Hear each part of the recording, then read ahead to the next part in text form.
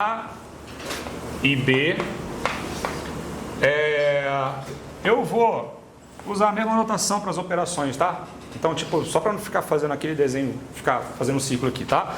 Mas sejam A e B dois anéis. Lembrando que essas operações são distintas entre si. Uma função f definida de A para B é um homomorfismo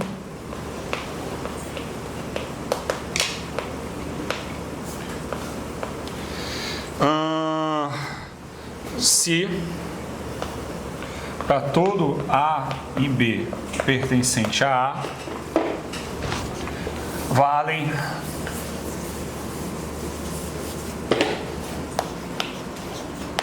as seguintes propriedades.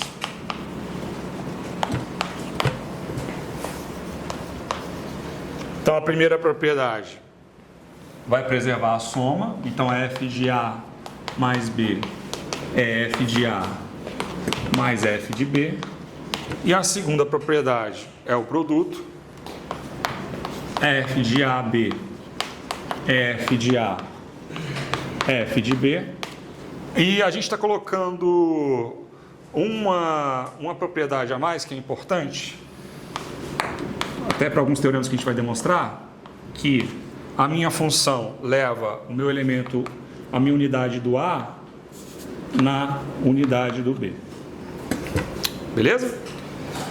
Mas isso só se só se A e B tem unidade, tá?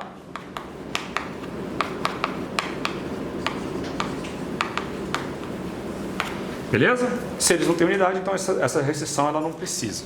Tranquilo? E aí, se isso acontece, dizemos que A e B são homomorfos. Então, a gente diz que A e B são dois conjuntos homomorfos e que essa função f é um homomorfismo entre esses dois conjuntos.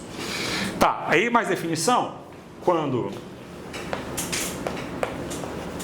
f é bijetiva,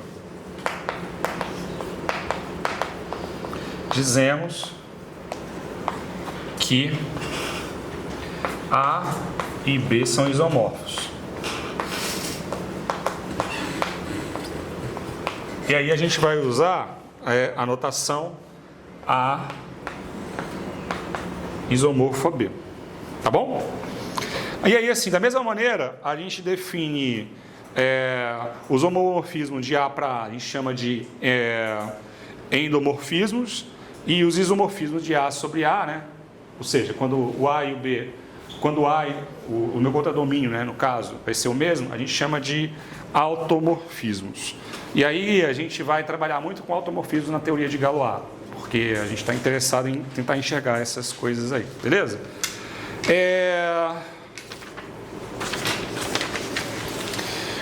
A proposição 2.9 da página 97, eu não vou demonstrar porque eu queria deixar para vocês tentarem fazer. É só para poder usar as propriedades, para a gente conseguir mostrar que todo homomorfismo leva o zero no zero. O homomorfismo também, ele preserva o simétrico aditivo, então f de menos A é menos f de A, e ele também preserva a potenciação. É só para vocês usarem indução nessa daí, essa demonstração não é difícil não, tá bom? Então, vou deixar para vocês tentarem fazer isso aí. E aí, olha só. A gente tem muitos exemplos de homomorfismos, né? Então, essa projeção canônica que a gente acabou de definir ali em cima, olha só, a gente não definiu isso aqui como uma função? Essa função π definida desse conjunto A para esse conjunto do lado de cá, essa função que a gente chama de projeção canônica, ela é um homomorfismo. E a gente define as operações desse homomorfismo dessa forma aqui, ó. E é um homomorfismo sobrejetor, né? Porque todo mundo do lado de cá, né, tem algum elemento, porque a gente está pegando toda a classe de equivalência do lado de cá. Então, é um exemplo que a gente vai usar bastante de homomorfismo. Últimas definições do dia, eu juro, e aí depois a gente vai conversar um pouquinho. Eu vou só falar as definições, vocês vão ter isso aí no caderno depois, que é núcleo e imagem. O que são essas definições? Núcleo é o conjunto de todos os elementos do meu domínio que levam no zero do meu contradomínio. Então, se a minha função for injetiva, obviamente, né, o zero vai levar no zero. Mas se ela não for injetiva, você pode ter vários elementos que estão levando lá no zero. Por exemplo, se a gente faz esses homomorfismos do Z na classe de equivalência do Z6, por exemplo, todo mundo que está indo no zero são o quê? São os múltiplos de 6. Entendeu? Então, o meu núcleo, né, desse meu homomorfismo vão ser os múltiplos de 6. Beleza? E a imagem é o quê? A imagem da minha função. Não tem muita coisa além disso, não. Tem vários teoremas que a gente vai demonstrar, mas eu acho que é melhor a gente ter uma aula só sobre homomorfismos e isomorfismos, para a gente poder demonstrar os teoremas de homomorfismo e isomorfismo, beleza? Então é isso. Aí, antes de terminar, eu queria dizer o seguinte. Eu prometi, eu realmente falho com muitas promessas com vocês.